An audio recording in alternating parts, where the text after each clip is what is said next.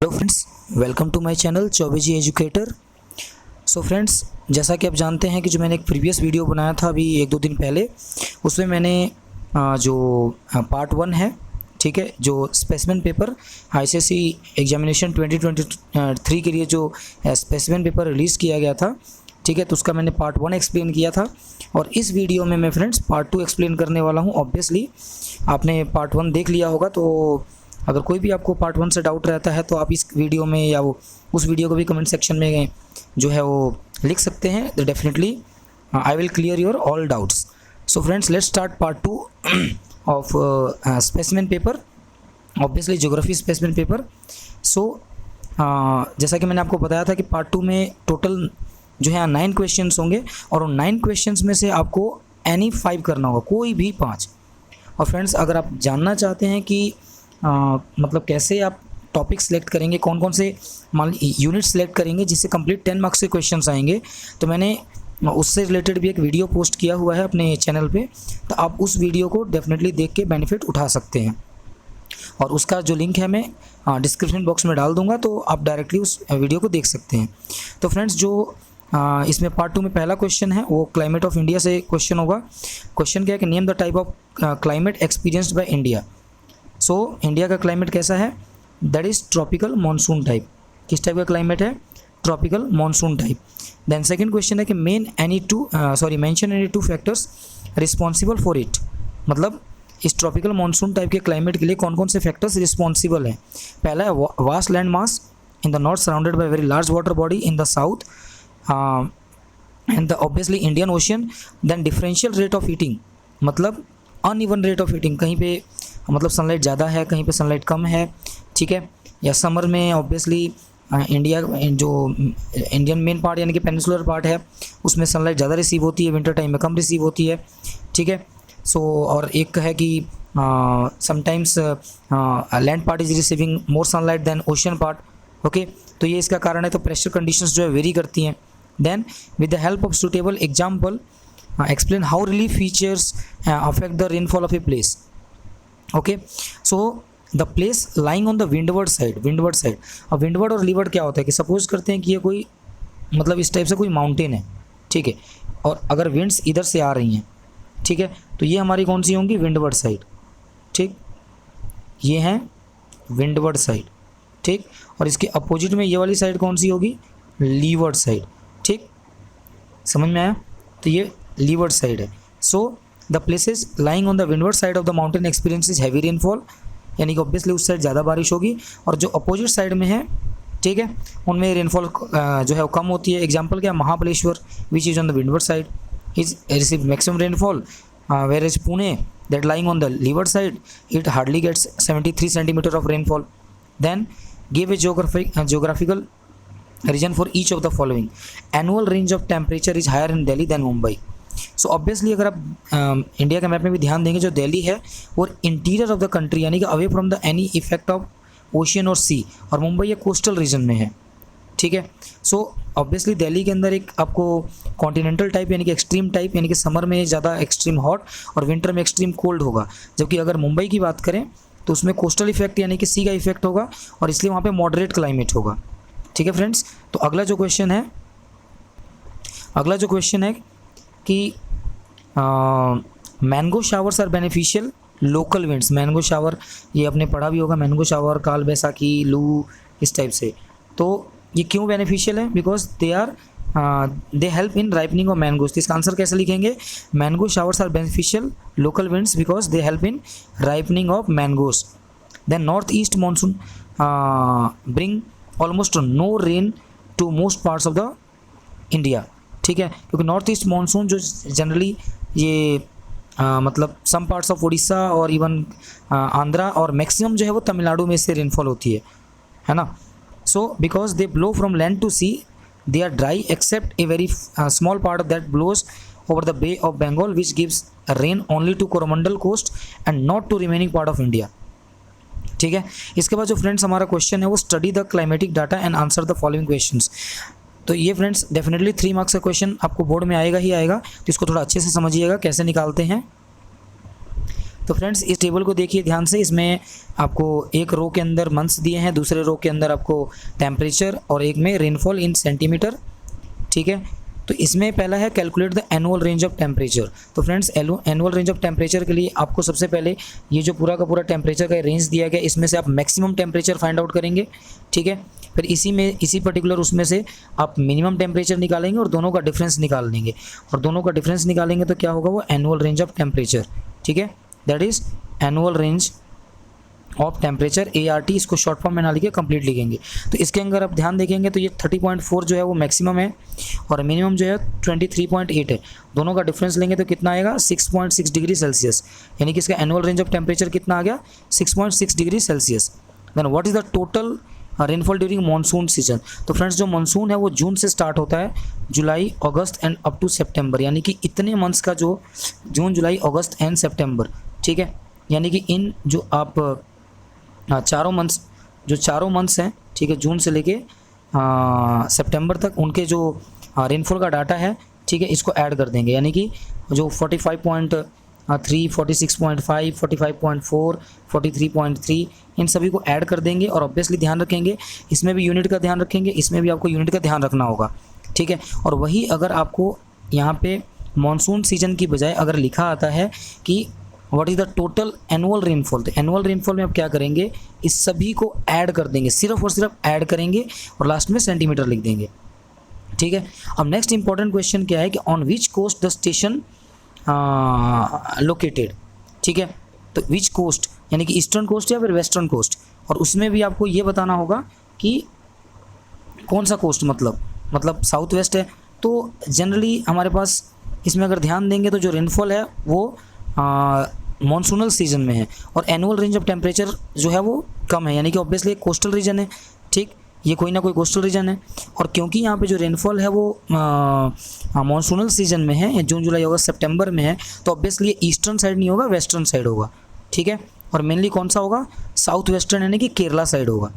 ठीक है, और गिव रीजन, तो गिव रीजन में आपको इसमें बता दिया कि annual range of temperature is minimum, okay, and maximum rainfall is receiving during monsoon season, means during the month of June, July, August and September। ठीक है, देन फ्रेंड्स हम मूव करते हैं नेक्स्ट क्वेश्चन पे। तो हमारा क्वेश्चन नंबर जो 5 है उसमें फर्स्ट जो क्वेश्चन है, differentiate between alluvial and laterite soil. ठीक है, तो ऑब्वियसली मैं सारा नहीं पढ़ूंगा, आप इसको स्क्रीनशॉट लेके या फिर जैसे भी आप इसको लर्न कर सकते हैं। एलुवियल जो सॉइल है वो एक्स2 है, यानी कि ट्रांसपोर्टेड सॉइल है ये, और जो लेटराइट सॉइल है वो इन सीटू है, यानी कि ये रेजिडुअल टाइप सॉइल है, यानी कि जहाँ पे ये ब्रेकडाउन होते हैं वहीं पे डिपॉजिट हो जाते हैं। फिर इसका कलर के बेसिस पे, एसिडिक नेचर के बेसिस पे, मतलब इसके बेसिस पे आपको डिफ्रेंशिएट कर सकते हैं। मिनिमम आपको 2 डिफरेंशिएशन लिखना होता है। Then name the following, this soil is sticky when wet and cracks when dry. तो आंसर क्या होगा इसका, black soil. This soil is mainly used for making bricks, laterite soil. This soil is classified into Khaddar and Bhangar. That is called alluvial soil. Then friends, next जो question है हमारे पास कि when heavy rainfall washes away the topmost layer of the soil, that is called sheet erosion. Sheet erosion. Okay, गली erosion होता है, sheet erosion होता है। Sheet जो हॉरिजॉन्टली अगर सॉइल्स इरोड होती हैं तो शीट इरोजन में आएगा। Now give geographical reason for the following. Black soil is a residual soil because it is found where it is formed, जहाँ पे ये मतलब ब्लैक सॉइल जो ऑब्वियसली इसके जो रॉक्स ब्रेक डाउन होते हैं उसी जगह पे डिपॉजिट हो जाता है, और इसीलिए इसको हम लोग रेजिडुअल सॉइल या फिर इसको हम इन सीटू भी बोलते हैं। अभी जस्ट मैंने ऊपर भी बताया इन सीटू सॉइल। ठीक है, this is also called in situ soil and it is found when basalt rock and it is found in Maharashtra on a large scale. Then red soils are generally infertile, क्योंकि इसमें lime, phosphate, manganese, nitrogen, humus, potash, ये सब absent होता है, ये कुछ भी नहीं होता है इसके अंदर। ठीक है, इट लैक्स। ठीक है, और सबसे इंपॉर्टेंट क्या है, ये मॉइस्चर भी रिटेन नहीं करता है, तो इस वजह से क्या है, ये इनफर्टाइल सॉइल है। ठीक है, then alluvial soil differs in texture, यानी कि जो सॉइल को उठा के देखेंगे तो उसमें उसके ग्रेन साइज कैसे, उसमें जो ग्रेन से अरेंज्ड है उसको टेक्सचर बोलते हैं। So it is found by erosional, transportation, डेपोजिशनल work of river in the upper course of river it course due to incomplete soil formation. Finer texture of the soil is available in the lower course. क्योंकि जैसे जैसे नीचे की तरफ हम move करते हैं lower course की तरफ, ठीक है ना, वैसे वैसे क्या होता है, जो सॉइल का जो पार्टिकल का साइज है वो छोटा होता जाता है, ठीक है। देन फ्रेंड्स नेक्स्ट क्वेश्चन है कि what is soil conservation. So it refers to the steps taken to protect the soil from erosion and obviously topmost layer. It includes a process of maintaining soil fertility, preventing soil exhaustion, erosion, improving soil condition. और कौन कौन से इसके लिए steps लिए जा सकते हैं, एफॉरेस्टेशन, रिफॉरेस्टेशन। एफॉरेस्टेशन क्या होता है, जहाँ पे लैंड पहले से मतलब पूरा का पूरा ओपन है, वहाँ पे पहले कभी कोई ट्री वगैरह प्लांट नहीं किया गया तो वहाँ पे प्लांट करेंगे तो एफॉरेस्टेशन। और पहले ट्रीज प्लांटेशन हुआ था वहाँ पे, उसको काट दिया गया है, फिर से ट्रीज लगाएंगे तो reforestation. Preventing over grazing, adopting new farming techniques, modern farming techniques. Okay, then question number 6 हमारे पास है कि mention any 2 characteristics of tropical evergreen forest. उसके कैरेक्टरिस्टिक्स बताने हैं, तो इसमें जो ट्रीज़ वगैरह होती हैं उनकी हाइट 40 to 60 मीटर वेरी करती है। Then trees are of hardwood type and evergreen, then they grow tall with varying heights, they are not found in pure stand. Okay, then name forest which is found in delta of the river Ganga. Okay, तो obviously उसको हम बोलते हैं littoral forest या फिर mangrove forest. और trees कौन कौन सी मिलती हैं, सुंदरई, क्योरा, गुर्जन, क्योंकि जो सुंदरबन डेल्टा है उसका नाम ही इसी वजह से है क्योंकि वहाँ पे सुंदरई ट्री मिलता है, सुंदरई, ठीक है। तो नेक्स्ट क्वेश्चन की तरफ मूव करते हैं। तो जो हमारा नेक्स्ट बिट है इसके अंदर, give a geographical reason for each of the following. Xerophytic plants have long roots. क्यों उनके होते हैं, क्योंकि एक्चुअली जिस एरिया में ये प्लांट्स होते हैं वहाँ वाटर की स्कैरिसिटी होती है, तो अगर लॉन्ग रूट्स नहीं होंगे तो उनको वाटर कहाँ से मिलेगा। So they grow in area of scanty rainfall, means very less rainfall, search of water, they have long roots. Then forest prevents floods, मतलब फॉरेस्ट कैसे फ्लड को रोकता है। So forest absorb a great amount of water and reduce the quantity of water flow. Okay, then they obstruct the flow of water and thus prevent floods. Then tropical deciduous forest are commercially most exploited, यानी कि जो tropical deciduous forest हैं उनको सबसे ज़्यादा cut किया गया, काटा गया, उनको यूज़ किया गया है क्योंकि एक तो ये बहुत ईजिली अवेलेबल हैं, ठीक है, प्लस इनके जो कमर्शियली इंपॉर्टेंस बहुत ज़्यादा है, सैंडलवुड, मोराबिन, मोरिबलन, sheesham, fruit trees like mango, jamun, ठीक है, और इजीली एक्सेसिबल भी हैं, तो obviously they are most exploited forest in India. Now give 3 reasons why we must conserve forest, मतलब फॉरेस्ट को हमको क्यों बचाना चाहिए, क्योंकि देखिए सबसे इंपॉर्टेंट है जो हमारा इकोलॉजिकल बैलेंस है वो फॉरेस्ट से मेंटेन रहता है, ठीक है। जो इकोलॉजिकल बैलेंस है, इकोलॉजिकल बैलेंस जो है, ठीक है, जो इकोलॉजिकल बैलेंस है वो फॉरेस्ट की वजह से ही मेंटेन रहता है, ठीक है। So forest play important role in maintaining environmental balance. They provide shelter to wild life, क्योंकि अगर हम फॉरेस्ट वगैरह काट देंगे सारा का सारा वाइल्ड लाइफ हमारे घरों में पहुंच जाएगा। आजकल देखते भी हैं शहरों वगैरह में ज़्यादातर, गाँव वगैरह में बहुत सारे वाइल्ड एनिमल्स घरों में घुस जाते हैं। और भी इसमें है, इसको आप पढ़ लीजिएगा, इसे और एक वीडियो लंबा हो जाएगा फिर। Then next question, mention 2 conditions necessary for the conservation of wells, ठीक है, यानी कि वाटर रिसोर्सेज से अब क्वेश्चंस आ गए इसके अंदर। So they must be sufficient ground water, okay, then soil must be soft for easy digging, the ground water should not be very deep, ठीक है, यानी कि मैक्सिमम जो वेल्स के लिए 15 मीटर से नीचे जो है वो ग्राउंड वाटर नहीं होना चाहिए, इससे नीचे होगा तो वेल का कोई मतलब नहीं है, ठीक है। Then define surface water. Surface water is any body of water found on the earth's surface which includes both the salt water and fresh water found in rivers, streams and even lakes. Ground water क्या है, it is the water found underground the surface of the earth above the impermeable rocks. Impermeable मतलब जिसके अंदर water percolate यानी कि water pass नहीं करता है, and the cracks and spaces soil, sand and rock. Then mention 1 advantage of canals and 2 disadvantages of tanks, ठीक है। तो एडवांटेज क्या है कैनल्स का, ये canal supply water throughout the year, और इसका डिसएडवांटेज देखते हैं क्या है। तो इसके जो डिसएडवांटेजेस हैं, ठीक है, वो tanks occupy large surface area, many tanks dry up during dry season, then silting of tank is problem. Silting का मतलब होता है उसमें बहुत सारे जो सैंड या सॉयल ये सब नीचे सरफेस में बैठ जाएंगे, उससे उसकी डेप्थ कम हो जाएगी, ठीक है। देन नेक्स्ट क्वेश्चन है कि mention 3 ways by which you as an individual can reuse and conserve water. So kitchen waste water can be used for irrigation.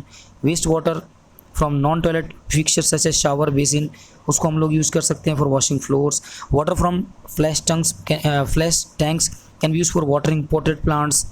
Okay, the next हमारा क्वेश्चन है क्वेश्चन नंबर 8, और ये हमारा जो conventional and non conventional जो sources of energy है उस chapter से, यानी कि ऑब्वियसली उस टॉपिक से है, ठीक है। So mention one advantage and one disadvantage of coal in India.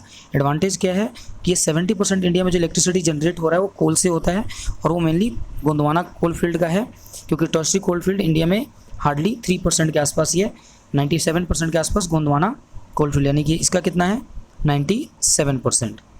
Okay, then there are huge reserves, it's not intermediate, मतलब कोल का रिजर्व इंडिया में सफिशिएंट है।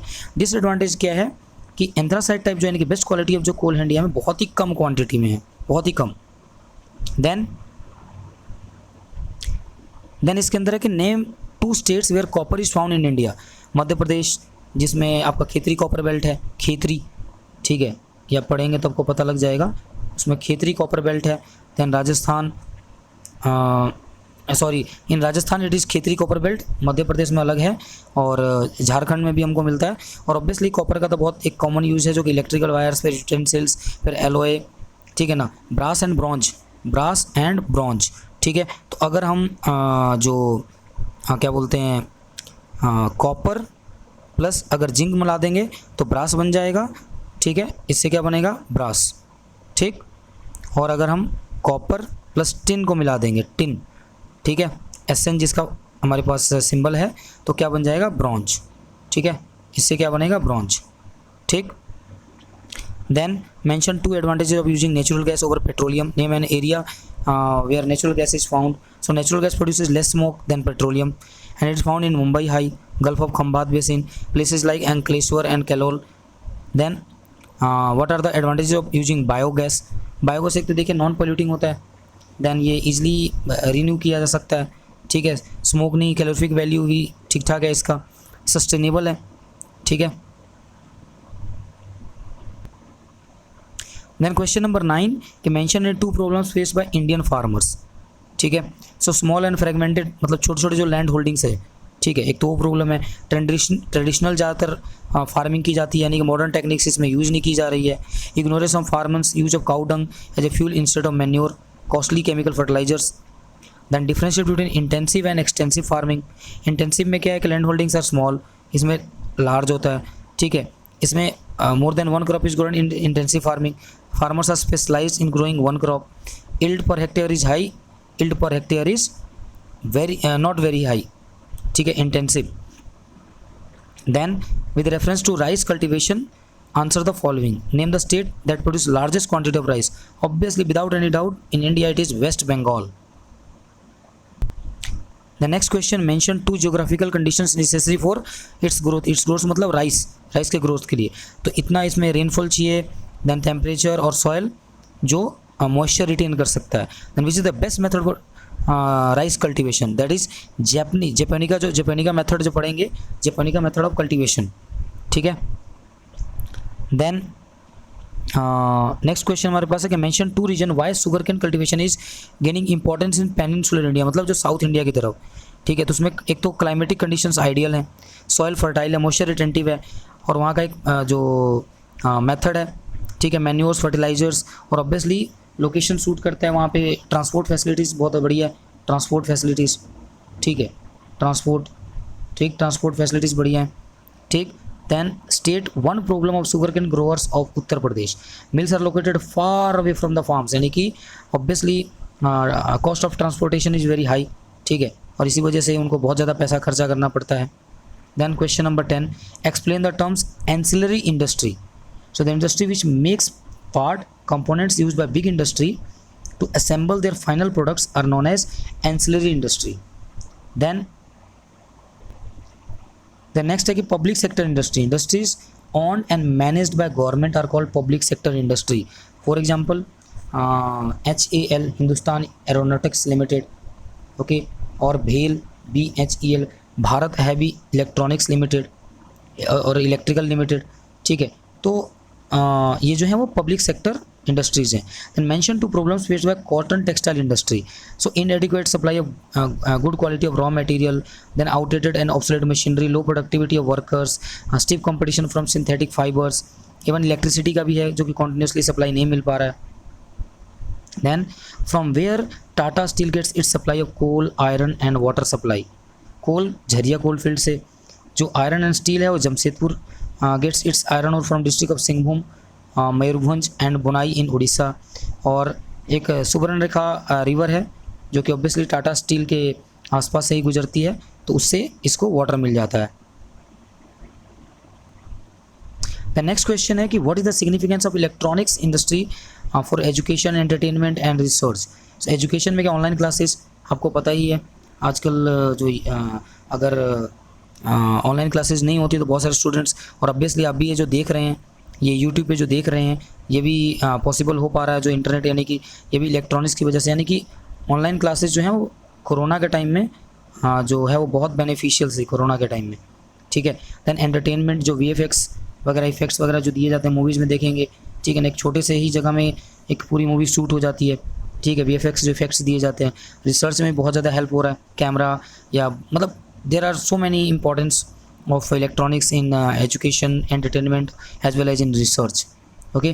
देन ये हमारा जो है वो ट्रांसपोर्ट, ये जो अगला क्वेश्चन है that completely based on transport, पूरा 10 मार्क्स का, फुल 10 मार्क्स का, ठीक है। तो फर्स्ट क्वेश्चन क्या है कि what is the golden quadrilateral, ठीक है, and mention two economic benefit. तो गोल्डन क्वाड्रिलेटरल क्या है कि एक हाईवे है, नेशनल हाईवे ऑब्वियसली, जो दिल्ली, मुंबई, चेन्नई और कोलकाता को कनेक्ट करता है, और एक 6 लेन हाईवे है, ठीक है। और इसकी जो टोटल लेंथ है इट इज़ 5846 किलोमीटर। इसका बेनिफिट क्या है, it enables the industrial growth of all small towns through which it passes. Then it helps in transporting of agriculture produce from hinterland to major cities, ports और for export। यानी कि अगर देखेंगे तो एक तरीके से जो रोडवेज होता है, रोडवेज चाहे वो एयरवेज हो, रेलवेज हो, वाटरवेज हो, उसके अंदर एक मतलब एक बीच में कनेक्टिविटी का काम करता है। अगर रोडवेज प्रॉपरली डेवलप नहीं होगा तो सारे के सारे जो अदर वेज ऑफ ट्रांसपोर्टेशन ये सब के सब फ्लॉप हो जाएंगे, ठीक है।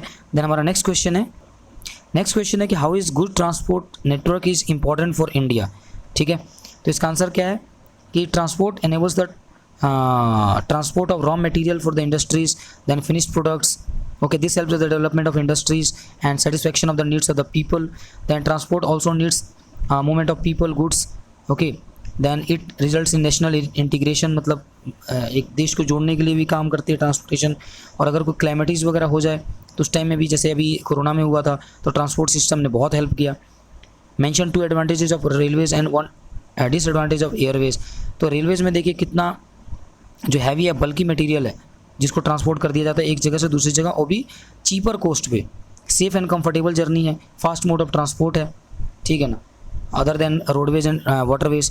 बट वही अगर हम डिसएडवांटेज ऑफ एयरवेज की बात करते हैं, it is costless mode of transport, okay. Then name the terminal stations of east west corridor, Silchar in Assam and Porbandar in Gujarat. ये टर्मिनल स्टेशंस हैं, मतलब आसाम में जो ईस्ट वेस्ट कॉरिडोर का आसाम मतलब सिलचर के आसाम से लेकर पोरबंदर तक ईस्ट वेस्ट कॉरिडोर बन रहा है। टर्मिनल स्टेशंस का मतलब ये है, ठीक है। Then who looks after the construction and maintenance of the national highway, obviously NHAI, national highway authority of India. The next की जो बॉर्डर रोड्स हैं, obviously bro it's not brother but border road organisation. And question number 12, ये last question है obviously, इसके बाद ये waste management से question है। So give 2 reasons why we need to manage our waste. So we need to manage waste to reduce pollution, to reduce spread of disease. Then mention 1 advantage of sanitary landfill and 1 disadvantage of composting. तो उसका क्या, rats, pets, pest, other animals can not breed, ठीक है ना। जो sanitary landfill यानी कि ये क्या होता है ना, इसको ऊपर से पूरा कवर कर देते हैं, ठीक है। Then due to absence of air and composting of waste by microorganisms is reduce health problems, it is safe from hazards। और disadvantage of composting क्या है कि it includes cost for site for preparation equipment, its treatment period is lengthy। The next question कि give reason for the following, we should avoid using plastic। अब देखिए world का अगर सबसे मेजर प्रॉब्लम है तो वो है प्लास्टिक, ठीक है, क्योंकि इसको डिग्रेड होने में मोर देन 1000 ईयर्स लग जाते हैं, मोर देन 1000 ईयर्स, सोचिए। और इतना तो हमारे पास टाइम भी नहीं है, ठीक है। तो इसलिए हमको कोशिश करना चाहिए कि कम से कम जो एक तो एक जो परमिशबल जो मतलब उसका साइज़ है, ठीक है, उससे कम वाले पे हम लोग यूज़ नहीं करें तो अच्छा ही रहेगा, ठीक है। देन नेक्स्ट क्वेश्चन है, radioactive waste are hazards. Radioactive waste सबसे ज़्यादा हैजर्ड्स होते हैं कि इससे कैंसर होता है, म्यूटेशंस भी होती है। म्यूटेशंस मतलब जीन्स चेंज हो जाती हैं। जीन मतलब पहनने वाला जीन नहीं, जो साइंस स्टूडेंट है वो समझेंगे कि जीन्स क्या होती हैं। It is dangerous to environment also.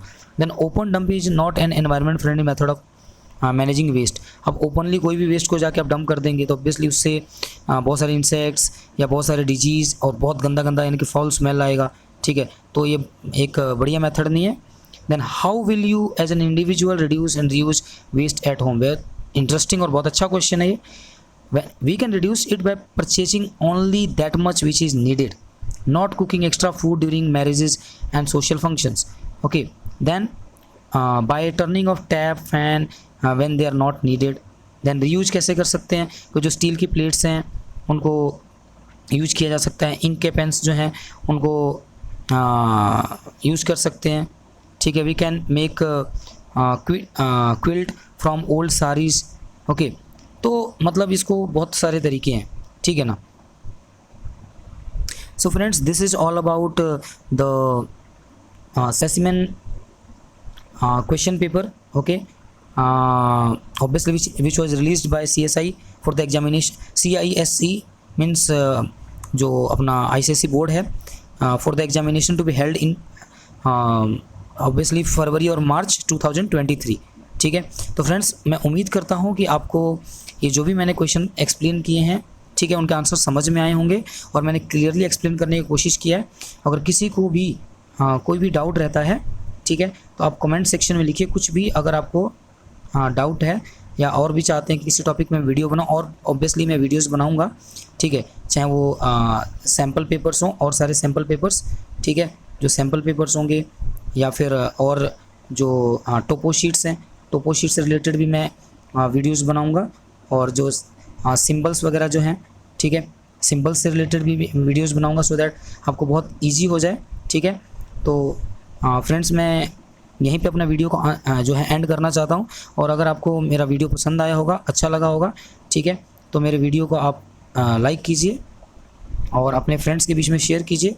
और अभी तक अगर आपने सब्सक्राइब नहीं किया है तो मेरे चैनल को जो है आप सब्सक्राइब कीजिए। Okay, so thank you friends, and see you in the next video. Bye bye.